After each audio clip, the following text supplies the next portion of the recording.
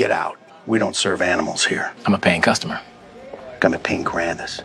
You're a cockroach in my kitchen. A black cockroach. Then call the health department. I'm eating my food. Oh! That's for people. Not colored street trash. Pick that up. My town, my rules.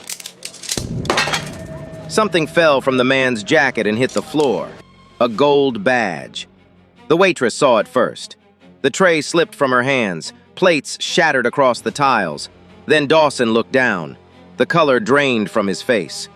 What happened next cost him his badge, his freedom, and everything he spent 30 years building. Now, before we get to that moment, let me take you back to the beginning.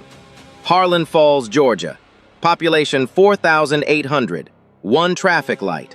One high school. One diner everybody eats at. And one sheriff who runs the whole thing like it's his personal kingdom. The kind of town where everybody waves at you on the street, but not everybody means it. The courthouse sat in the middle of town square, red brick and white columns, with a Confederate monument out front that the county council voted 6-1 to keep. The streets were clean. The lawns were trimmed. Everything looked polite on the surface. But underneath, Harlan Falls had a problem it didn't like to talk about. Sheriff Earl Dawson had run unopposed for 3 consecutive terms.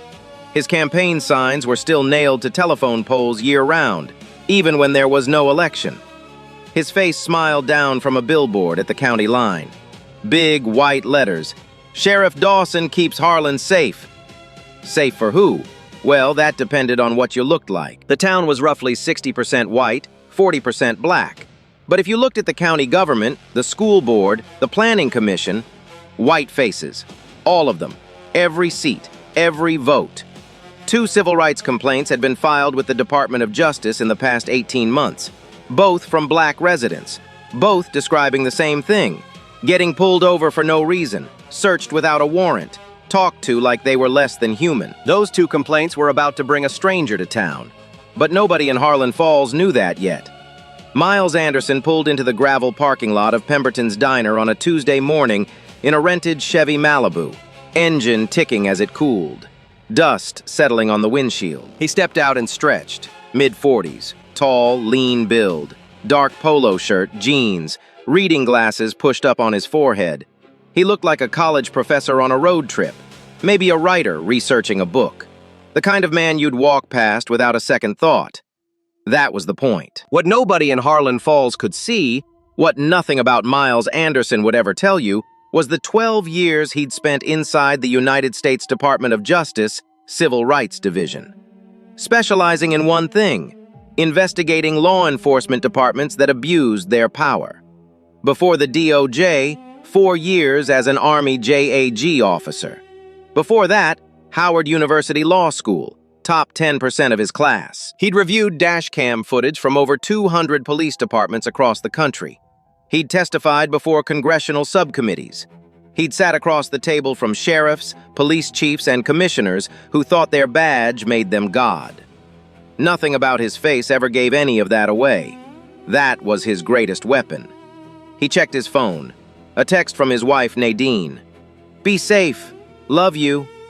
He sent back a thumbs-up emoji and slipped the phone in his back pocket. He wore a dark canvas jacket even though the morning was already warm.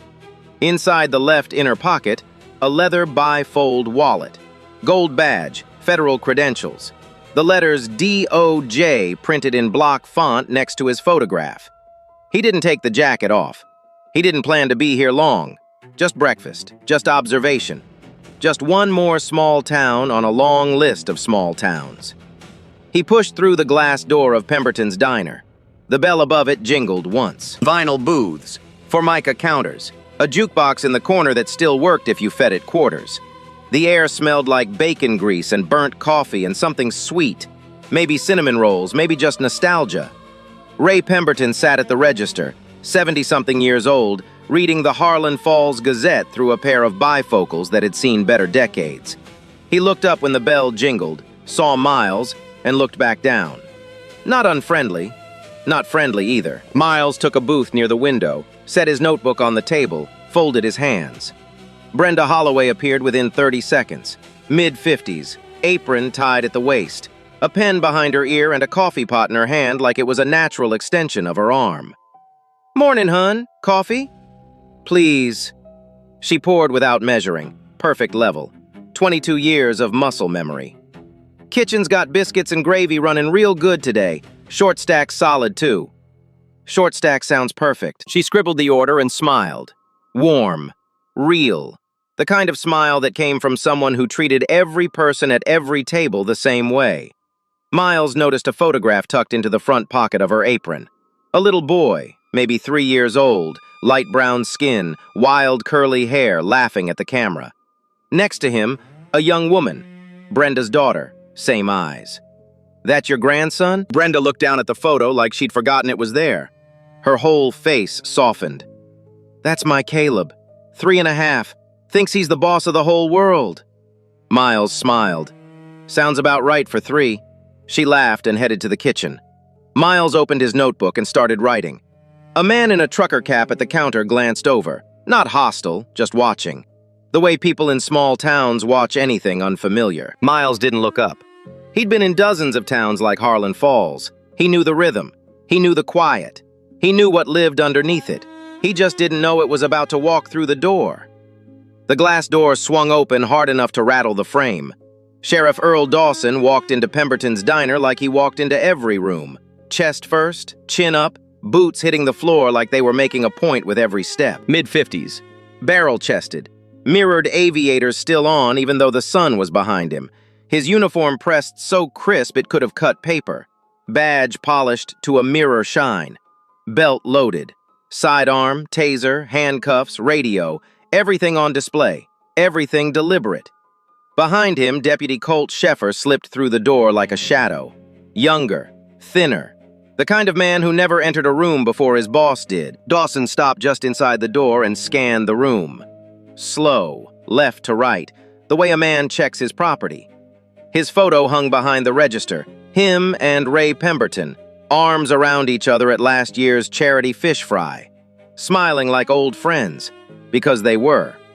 His gaze swept past the trucker at the counter, past the retirees, past the young mother and her daughter.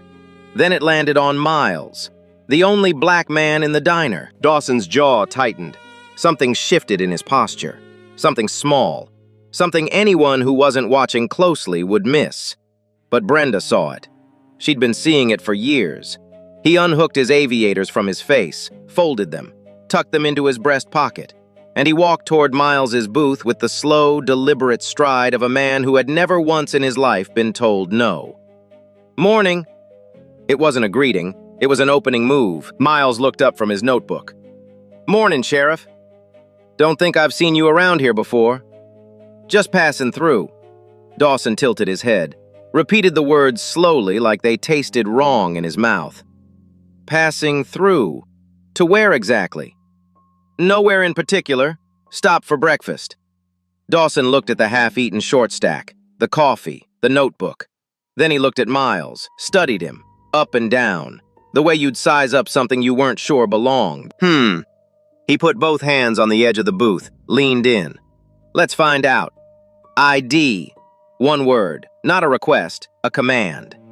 Miles reached slowly into his back pocket, pulled out his regular wallet, slid his Georgia driver's license across the table. Dawson picked it up, held it at arm's length like it might be contaminated, read it out loud, theatrically, making sure the whole diner could hear. "Miles Anderson, Atlanta, Georgia." He looked at Miles over the top of the license, the way a man looks at something that confirms his suspicion. Atlanta, long way from home. Not that far. Far enough. Dawson turned the license over, looked at the back like there might be a secret hidden there. "What's your business in my county, Mr. Anderson?" "No business. Just breakfast." Just breakfast. Dawson smiled. Not a real smile, the kind of smile that comes before something bad. "Funny thing, people don't drive 2 hours from Atlanta to eat pancakes in Harlan Falls. Not unless they've got a reason." The sign said open. I was hungry. That's my reason. Dawson didn't respond. He unclipped his radio, keyed the mic. "Dispatch, this is Dawson. Run a license for me." He read the number off slow and deliberate. Then he clipped the radio back and stared at Miles while they waited. The whole diner was listening now. Forks down, coffee cooling, every ear tuned to that booth like a radio frequency. Static crackled. The dispatcher's voice came back. "License is clean, Sheriff. No warrants, no priors, no citations." Nothing. Not even a parking ticket. Dawson's eye twitched. Just barely. The clean record didn't satisfy him. It irritated him, like it was proof Miles was hiding something deeper. He noticed the notebook, open, handwriting visible. What's that? Personal notes. Personal notes. Dawson reached for it. Miles placed his hand flat on the page. Calm, firm, not aggressive, just unmovable. "That's personal property, Sheriff." The air in the diner changed. You could feel it, like the barometric pressure dropped 10 points in a single second. Brenda's hand froze on the coffee pot. Ray Pemberton slowly put down his newspaper. The trucker at the counter stopped chewing mid-bite. Dawson leaned in close enough for Miles to smell the tobacco on his breath. "Let me explain how things work in Harlan Falls, Mr. Anderson. When I ask a question, you answer. When I reach for something, you hand it over." He tapped the table with one thick finger. "This is my town, my rules. And right now you're sitting in my town, eating in my diner, and writing in a notebook you don't want me to see." He paused. "That don't sit right with me. I have a right to—" "Don't!" Dawson held up one finger. "Don't talk to me about rights. People like you love that word, rights. Like it means something different when it comes out of your mouth." He straightened up. "You want to know what your rights are in Harlan Falls? Whatever I say they are. That's your rights." Miles said nothing, just looked at him, steady. That silence, that absolute unbreakable calm, was the worst thing Miles could have done, because it told Dawson something he couldn't handle. This man wasn't afraid of him. Dawson stepped back from the booth, unclipped his radio again. "Barnes, this is Dawson. Get to Pemberton's, now!" He didn't explain why, didn't need to. In Harlan Falls, when the sheriff called, you came. While he waited, Dawson circled the booth. Slow, hands on his belt, like a predator walking the perimeter of a cage. He spoke to Sheffer, loud enough for the whole diner to hear. That was the point. It was always the point. "Funny how they always got an excuse, isn't it, Sheffer?" "Yes, sir." "Atlanta sends us their trash and expects us to smile about it." "Yes, sir." "Every time, same story, different face." Miles stared at his notebook. Didn't react, didn't flinch. The front door opened. Deputy Todd Barnes walked in. Young, 25, maybe 26, 2 years on the force. He stepped inside and immediately read the room. The tension, the silence, the 3 uniforms surrounding one man at a booth. His face changed, just for a second. Something between confusion and discomfort. Then he put it away and stood by the door. 3 officers, one unarmed black man eating pancakes. The older couple in the corner booth quietly flagged Brenda, paid in cash, left without finishing their food.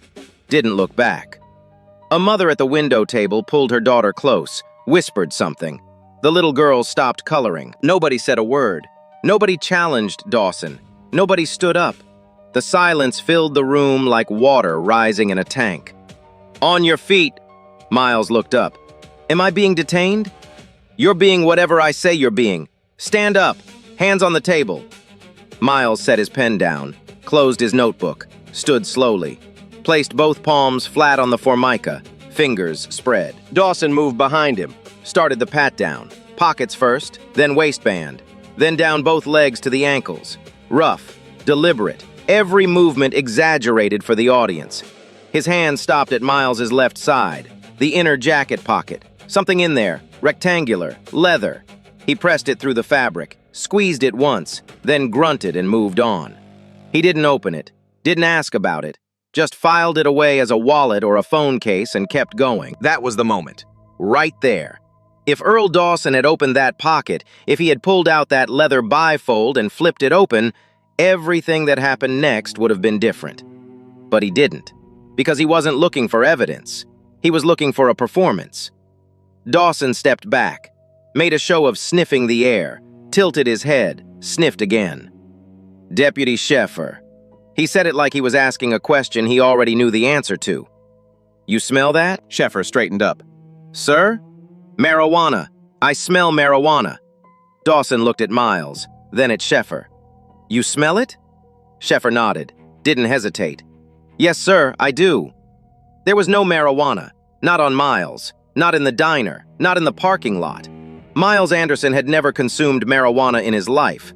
Dawson turned to the diner, raised his voice. A campaign speech voice, a man of the people voice. For the safety of everyone in this establishment, I am detaining this individual on suspicion of a controlled substance. He said it like he was saving lives, like he was standing between civilization and chaos, like the man with the notebook and the short stack was a danger to every person in that room. A few heads nodded along, most just stared. Miles hadn't moved, hands still flat on the table, face unchanged.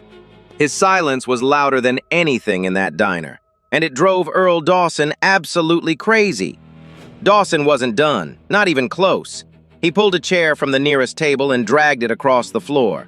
The legs screeched against the tile. He set it backward across from Miles's booth, sat down and rested both forearms on the backrest like this was a casual conversation between old friends. It wasn't. Empty your pockets. Miles looked at him. I've already been patted down, Sheriff, and now you're going to empty your pockets. Everything. On the table, right now. Miles held his gaze for a long second. Then he reached into his jeans, one item at a time. Regular wallet, cell phone, car keys, a pen. Set each one on the formica like pieces on a chessboard. Dawson picked up the wallet first, opened it, thumbed through it like he was flipping through a magazine at a dentist's office. Then he pulled out the cash, held it up, counted it out loud. Bill by bill, slowly, making sure the whole diner could see. 20, 40, 60, 100. He kept going. 200, 260, 300, 340. He fanned the bills out on the table. $340. He looked at Miles, then at the diner, then back at Miles. That's a whole lot of walking around money for a man who's just passing through for breakfast. The implication hung in the air like smoke. Drug money. That's what he wanted everyone to think. Miles said nothing. Dawson picked up the phone, turned it over in his hand, pressed the power button. The lock screen lit up. Passcode. No. Excuse me? You need a warrant for that, Sheriff. The word warrant landed in the room like a slap. Dawson's jaw clenched. A vein in his temple pulsed. He set the phone down. Carefully. The way a man sets something down when what he really wants to do is throw it. Warrant. He repeated the word like it was a joke. You sound like a man who watches too much television, Mr. Anderson. I sound like a man who knows his rights. There's that word again. Rights. Dawson leaned forward on the chair. His voice dropped. Quiet now. But the quiet was worse than the loud. Let me ask you something. You think rights are going to help you in here? You think some piece of paper somewhere is going to walk through that door and save you? He gestured around the diner. Look around. Who's coming for you? Nobody in this room knows who you are. Nobody in this town knows your name. You're just another face from Atlanta that nobody's going to ask about. He let that sit. That's the thing about people like you. You disappear, and the world keeps spinning. Nobody notices. Nobody cares. Miles looked at him, steady, unblinking. Are you finished, Sheriff? Dawson stared at him. Something flickered behind his eyes. Not anger, something worse. Confusion. Because every tool he had, the badge, the gun, the voice, the threats, none of it was working. The man across from him was sitting in a diner booth with his pockets emptied and 3 cops surrounding him, and he looked like he was the calmest person in the room. That was unacceptable. Dawson stood up, kicked the chair aside, pointed at Barnes by the door. Barnes, go search his vehicle. Chevy Malibu in the lot. Rental plates. Barnes shifted on his feet. Sheriff, do we have a warrant for that? I've got probable cause. Marijuana odor. That is my warrant. Dawson's voice hardened. Go, now. Barnes stood there 1 second too long. His eyes moved to Miles, then back to Dawson, then to the floor. He walked out. The minutes stretched. Dawson poured himself a cup of coffee from behind the counter like he owned the place. Nodded at Ray Pemberton. "Just keeping things safe, Ray. Business as usual." Pemberton nodded back but wouldn't make eye contact. His hand trembled slightly as he turned the page of his newspaper. He hadn't read a word in 20 minutes. Dawson carried the coffee back toward Miles, took a sip, stood over him, looking down. The full weight of the uniform, the badge, the belt, all of it pressing down on a man who hadn't done a single thing wrong. The diner had gone past quiet. It was something else now, something heavier. The kind of silence that crawls into your chest and sits there. The jukebox played something soft and slow. An old country ballad. Gentle guitar. A woman's voice singing about love lost on some dusty highway. Beautiful music. The worst possible soundtrack for what was happening in that room. A man at the counter, mid-60s, John Deere cap, calloused hands, watched the whole thing.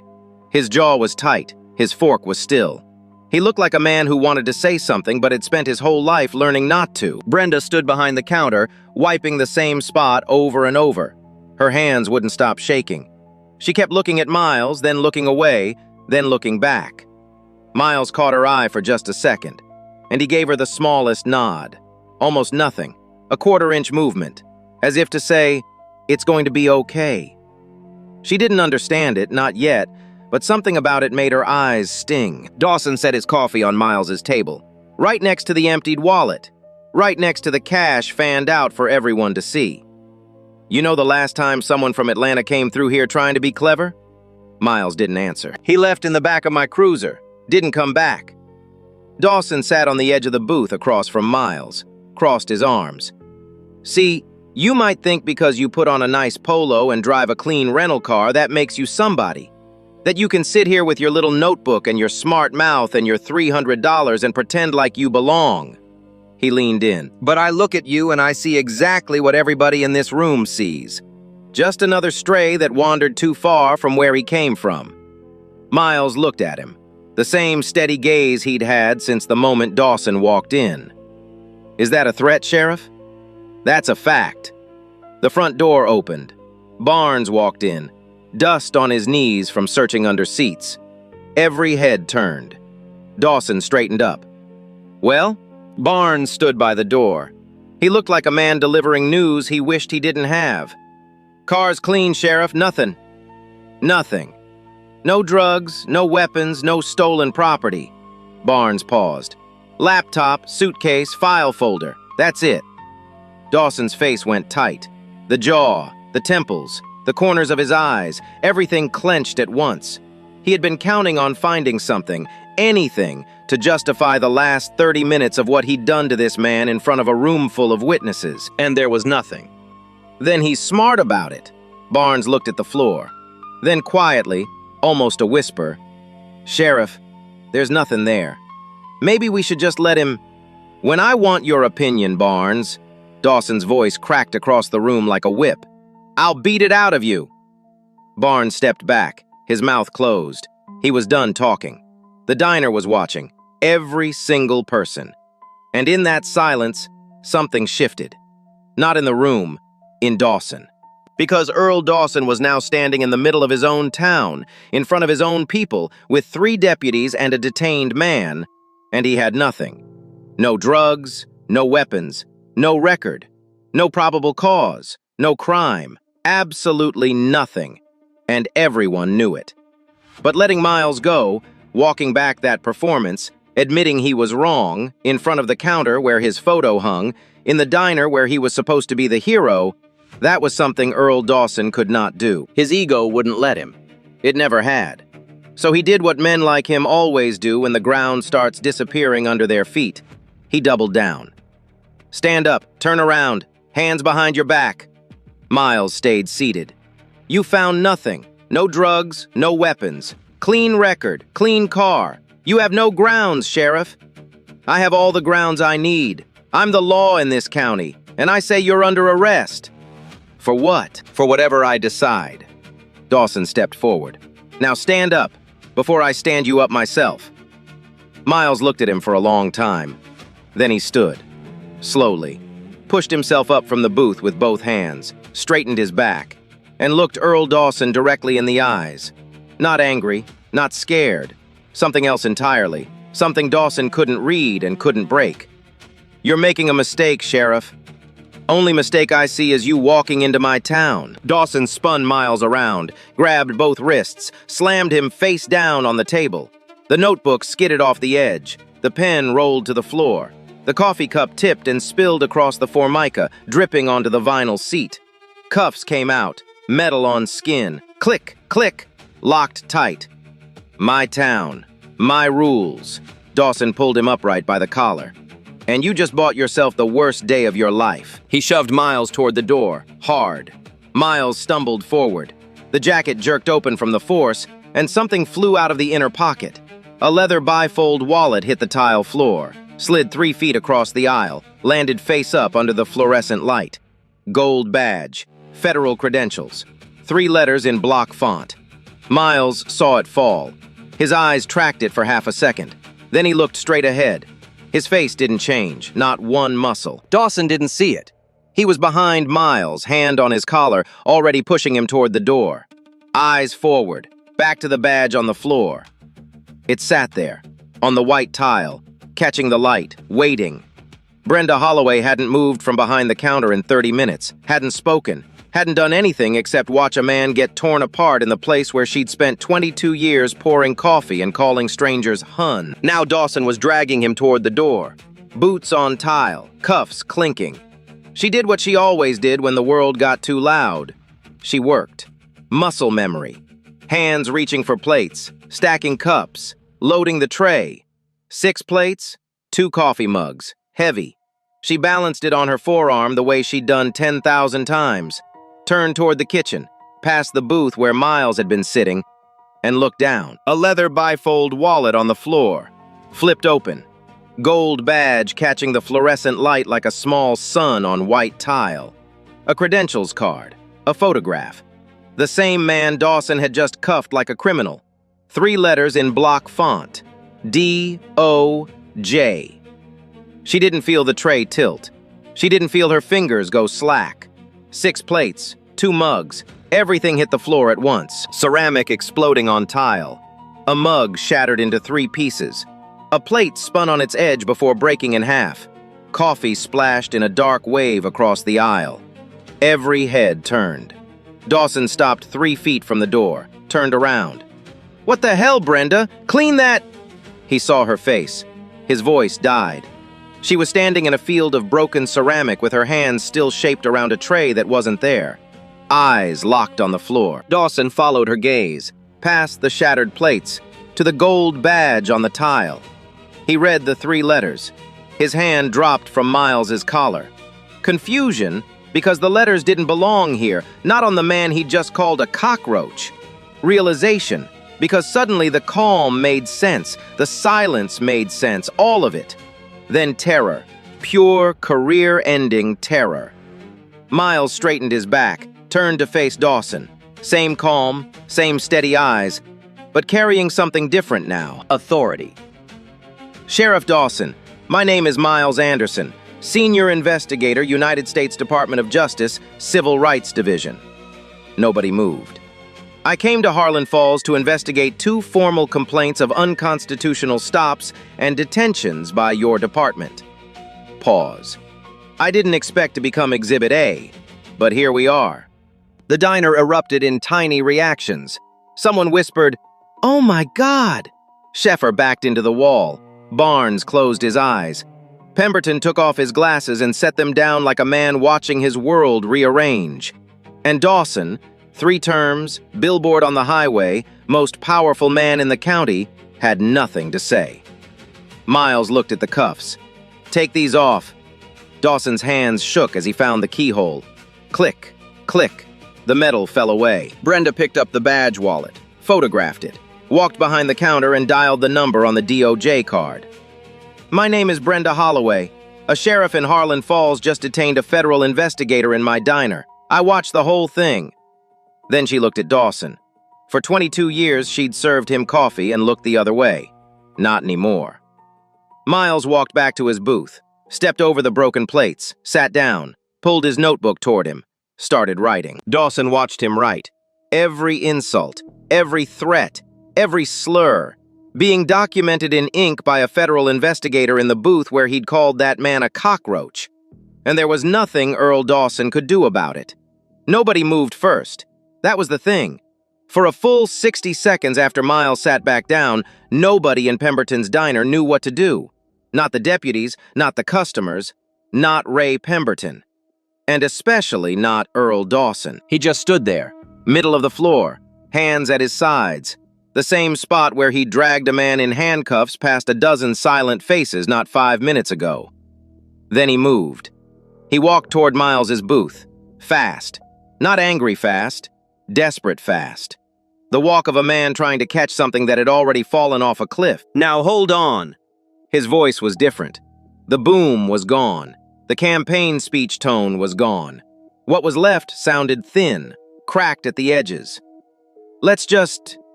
We can talk about this. Miles didn't look up. His pen kept moving. I have nothing to say to you, Sheriff. My attorneys will. Attorneys? Now wait a minute. Dawson put both hands on the edge of the booth. This was a misunderstanding, a routine stop. You gotta see it from my side. Your side. Miles stopped writing, looked up. Your side is on camera, Sheriff. He pointed with his pen. Above the register, a small security camera. Red light blinking. Steady. Patient. Dawson turned and looked at it. His mouth fell open slightly. He hadn't thought about it. Not once. In 30 minutes of humiliating a man in front of his entire town, he hadn't once considered that a camera was recording every word.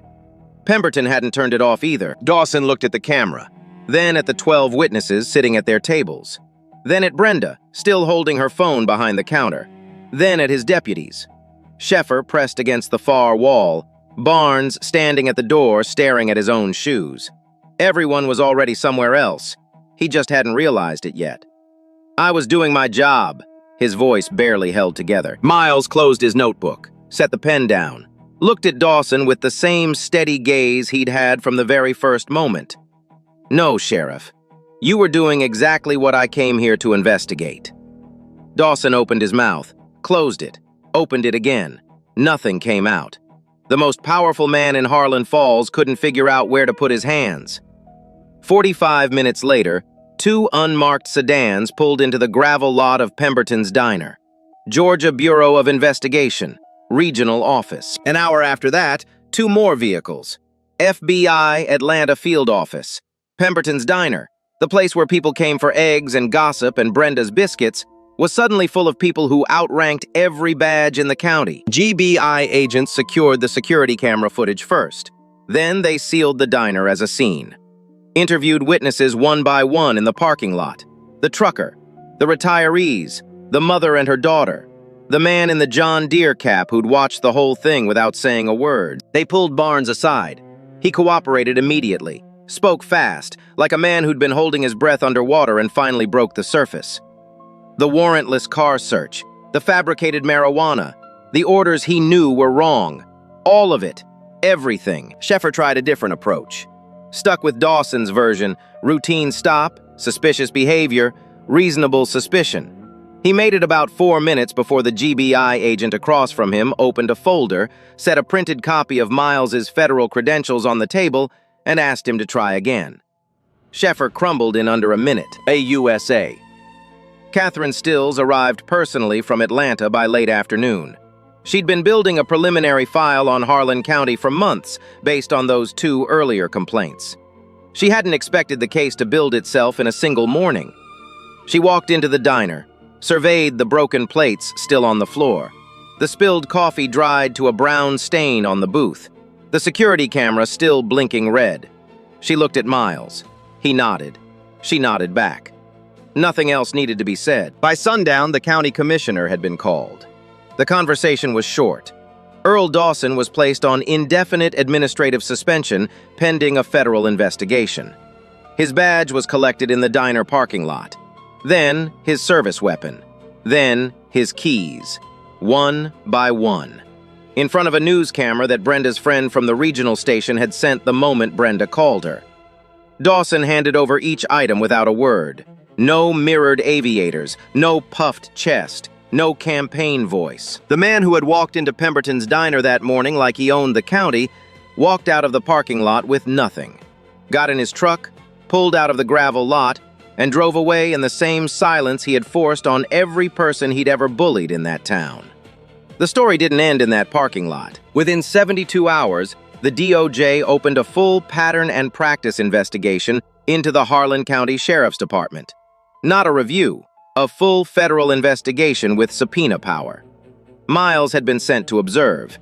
He came back as evidence. But it was what happened next that cracked the whole thing open. A local pastor shared the story at Sunday service.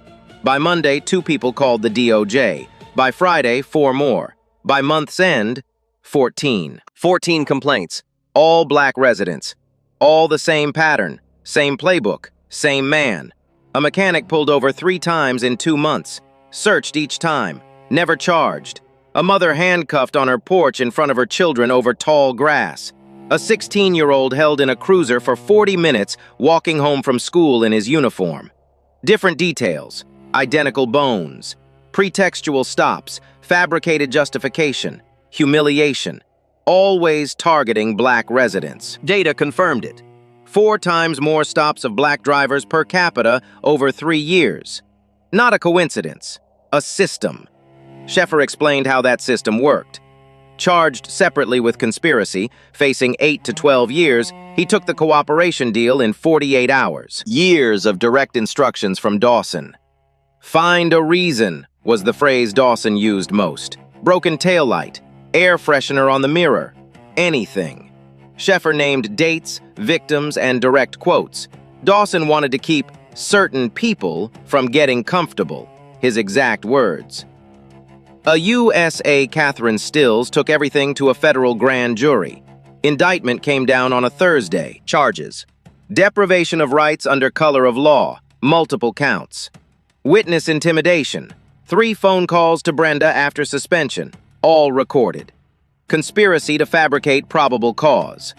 Dawson was arrested at 6 in the morning. 2 FBI agents. Handcuffs. His wife watching from the porch. Perp walked past 3 cameras. The image ran on every network by noon. Same cuffs, same walk, same silence. Everything he'd done to others, done to him. The trial lasted 9 days. Defense strategy. Honest mistakes. Overzealous policing. A dedicated lawman who sometimes crossed the line. Regrettable but not criminal. The jury didn't buy it. Miles took the stand on day 3. Described every detail with the same composure from the diner.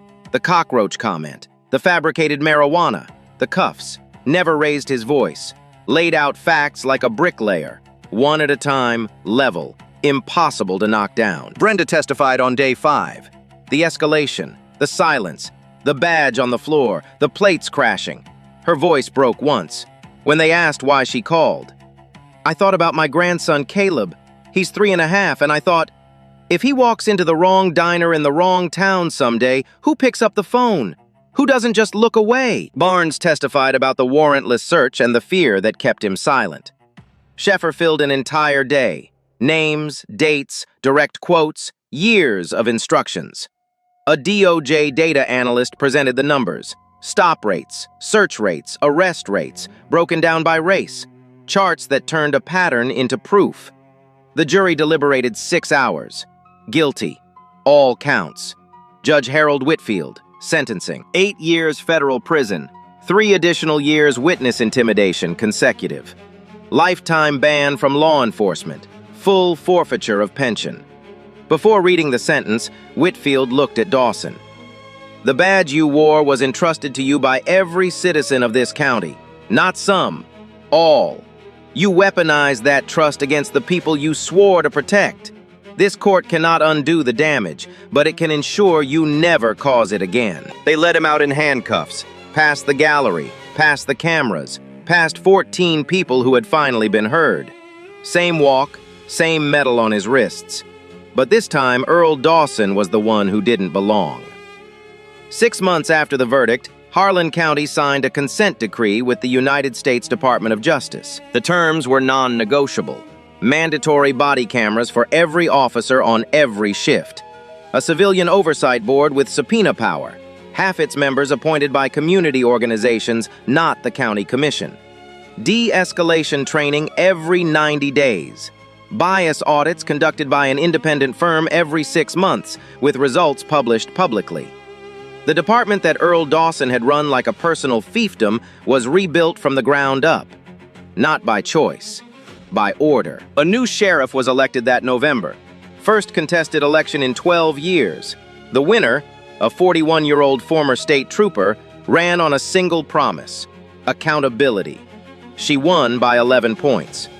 Brenda Holloway received a DOJ Civilian Courage Commendation in a small ceremony at the federal courthouse in Atlanta. No cameras, no speeches, just a room with a few officials and a framed certificate. A reporter from the regional station caught up with her afterward. Asked her why she made the call that day. Brenda thought about it for a second. Then she said, "I didn't do anything brave. Brave is what that man did sitting in that booth for 30 minutes while everyone else, including me, just watched." She paused. "I picked up a phone, that's all. 30 seconds earlier and maybe I would have done nothing. But I saw that badge and I thought about Caleb, and I picked up the phone." She went back to Pemberton's diner the next morning. Same apron, same coffee pot, same booth by the window. But something had changed. Ray Pemberton had taken Dawson's photo down from behind the register. The nail hole was still there. In its place, a new frame. Brenda holding her commendation, surrounded by regulars, smiling the same warm smile she gave every customer who walked through the door. Miles Anderson did not attend the ceremony. He did not give interviews. He did not write an op-ed or appear on a podcast or post a single word on social media. He was already in another town, another diner, another notebook. Colleagues at the DOJ described him the same way they always had: the quietest person in the loudest rooms. The man who never raised his voice because he never needed to. Somewhere in America, on some other Tuesday morning, a man like Miles Anderson is sitting in a booth by a window, writing in a notebook, eating pancakes, watching, listening. And somewhere, a man like Earl Dawson is about to make the worst mistake of his life. So let me ask you this. If you were sitting in that diner, watching a man get called a cockroach, get slammed into a table, get cuffed for the crime of eating breakfast, would you have said something? Or would you have been one of the 12 who looked away? Drop your answer in the comments. I don't want the easy answer. I want the honest one. And if this story made you feel something, if it sat in your chest a little heavier than you expected, share it with somebody who needs to hear it. Because stories like this don't change anything sitting in one person's head. They change things when they move. Hit subscribe if you're here for stories that don't look away from the hard stuff. Tap that bell so you don't miss the next one. Because here's what I believe. Every time we tell a story like this, we shine a little more light into the places people would rather keep dark. And that light, it adds up.